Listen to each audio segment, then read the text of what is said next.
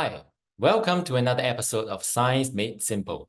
I'm Dr. Ryan, and I'm a science specialist here at the Pique Lab.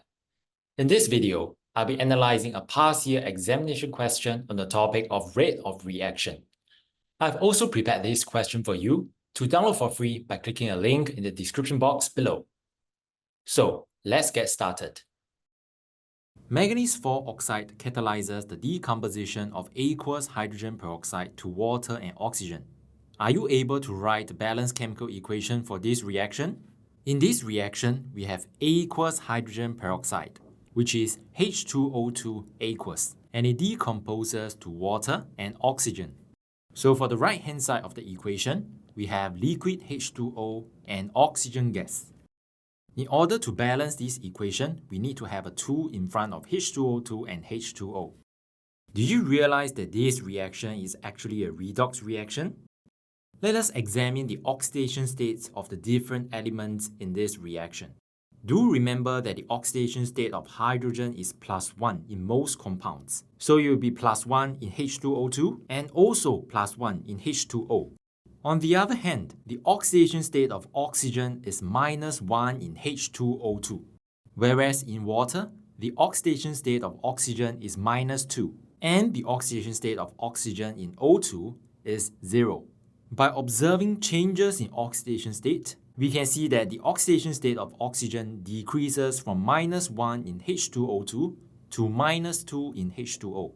Therefore, it is reduced. Simultaneously, we can see that the oxidation state of oxygen increases from -1 in H2O2 to 0 in O2.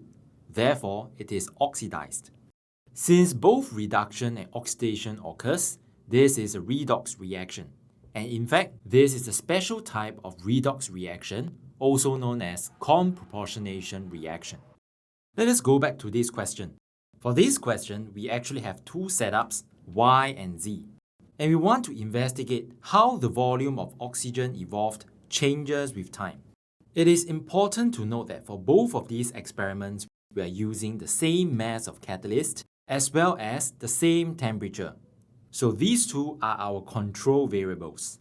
Now, whenever you are given questions that contains graph on the topic of rate of reaction, my advice is to break down the graph into two sections. The first being the initial stage of this reaction, which is represented by this part, and the second will be towards the end of this reaction, which is represented by this part.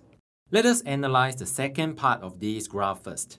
In order to deduce information for the second part, you will only need knowledge from mole concept.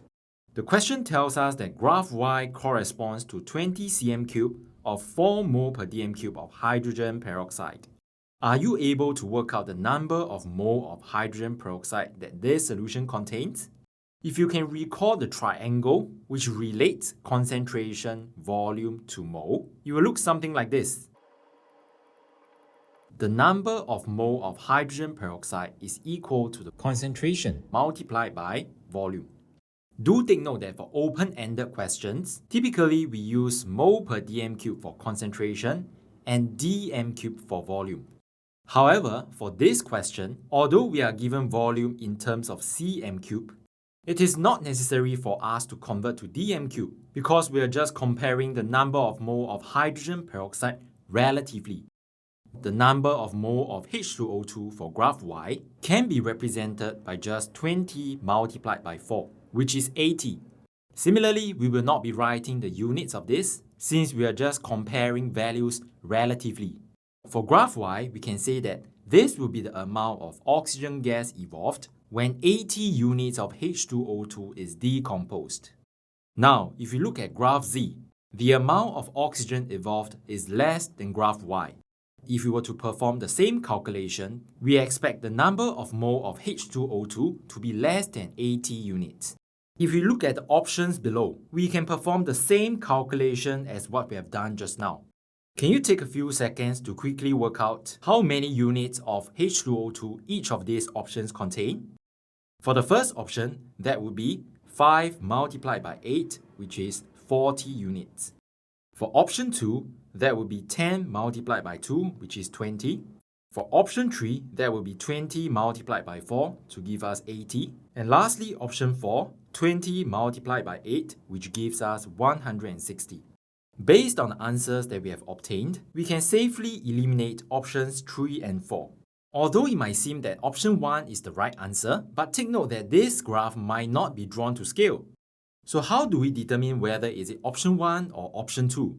We have to make use of our section 1 that I've mentioned earlier. For section 1, we will need to make use of concepts that we have learned in the topic of rate of reaction. Can you still remember the definition of rate of reaction? Rate of reaction is defined as the change in amount of product per unit time, and it can be expressed as this equation. So how is this equation related to this graph? If you look at the y-axis of this graph, we have the volume of gas, whereas the x-axis is the time taken. So this is as good as saying change in amount of product is the y-axis, whereas time taken is the x-axis. In fact, the rate of reaction is actually represented by the gradient of this graph. And the most prominent difference between graph y and graph z is actually the gradient of graph. We can see that graph z has a steeper gradient, and this implies a higher rate of reaction. Whereas if you look at graph y, it has a gentler gradient, which implies a lower rate of reaction. Another difference between these two graphs is their rate of reaction. If you look at options 1 and 2, what differences do you notice as compared to the condition used for graph y? The first difference that you may spot is the difference in volume. For graph y, we are using 20 cm3 of hydrogen peroxide, whereas for options 1 and 2, we are using 5 cm3 and 10 cm3 respectively. Do you think volume affects rate of reaction? The answer is no. Volume does not affect rate of reaction. What about concentration? If we compare the three concentrations, we have 4 mol per dm³ for graph y, 8 mol per dm³ for option 1, and 2 mol per dm³ for option 2. Do you think concentration affects the rate of reaction? The answer is yes. When concentration increases, the number of particles per unit volume also increases. This will eventually lead to an increase in the frequency of effective collision, which would cause the rate of reaction to increase. Therefore, we can see that when concentration increases, it will eventually lead to an increase in rate of reaction. And remember what I said just now? Rate of reaction can also be represented by the gradient of this graph. So, as the rate of reaction increases, we also expect the gradient to be steeper. Therefore, for graph Z, the concentration of hydrogen peroxide used is definitely higher than 4 mol per dm³. Between options 1 and 2, option 1 will be the answer.